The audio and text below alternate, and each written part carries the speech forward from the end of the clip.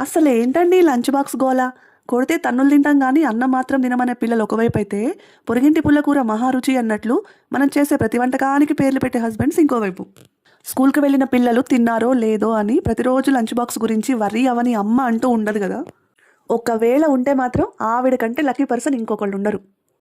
సరే, ఇది ఒక్క రోజుతో పోయేదైతే కాదు కానీ, ప్రతిరోజు సంగతి పక్కన పెట్టి, ఒకరోజు మాత్రం ఇలా చేసి పెట్టి చూడండి. లంచ్ బాక్స్ ఏమో ఖాళీ అయిపోతుంది. తిన్న మనవాళ్ళేమో డే అంతా ఫుల్ ఎనర్జీ మోడ్‌లో ఉంటారు.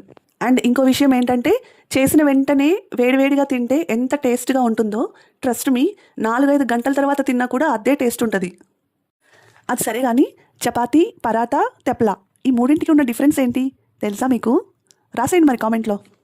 చలో, ఇంకా ఏమాత్రం ఆలస్యం చేయకుండా హెల్దీగా చాలా రుచిగా ఉండే పూల్ మఖానా తెప్లా ఎలా చేయాలో ఇప్పుడు చూద్దాం. ముందుగా స్టవ్ ఆన్ చేసి ఒక ప్యాన్ పెట్టుకొని, అది వేడయ్యాక ఒక స్పూన్ నెయ్యిని యాడ్ చేయండి. ఇప్పుడు ఒక కప్పు పూల్ మఖానా తీసుకొని, వీటినే తామర గింజలని కూడా అంటారు. మంటని లో టు మీడియం ఫ్లేమ్‌కి అడ్జస్ట్ చేసుకొని క్రిస్పీగా అయ్యేంత వరకు వేయించుకోవాలి. ఇలా ఒక దాన్ని తీసుకొని వేళ్ళతో తుంచి చూస్తే క్రిస్పీగా అయిందో లేదో మనకు తెలిసిపోతుంది. ఇక్కడ చూస్తున్నారు కదా, అలా. చల్లారిన తర్వాత ఒక మిక్సీ జార్లోకి తీసుకొని ఫైన్ పౌడర్ లాగా గ్రైండ్ చేసుకోవాలి.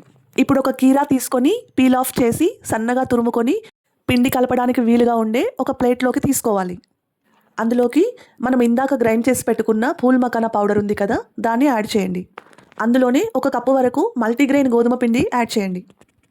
అలాగే ఒక స్పూన్ కారం, పసుపు, రుచికి సరిపడా ఉప్పు, అర టీ స్పూన్ వరకు తురిమి పెట్టుకున్న అల్లము, చిటికెడు వాము, సన్నగా తరిగి పెట్టుకున్న కొత్తిమీర, ఒక టేబుల్ స్పూన్ మీగడ పెరుగు, ఒక చిన్న గరిటెడు ఆయిల్ తీసుకొని వేళ్ళతో గట్టిగా ప్రెస్ చేస్తూ పిండిని బాగా కలుపుకోవాలి. దీనికి వాటర్ యాడ్ చేయాల్సిన అవసరం లేదు. ముందు పొడి పొడిగా అనిపించినా కూడా మనం కలిపే కొద్దీ కీరాలోని వాటర్తోనే పిండి అంతా ముద్దగా అయిపోతుంది.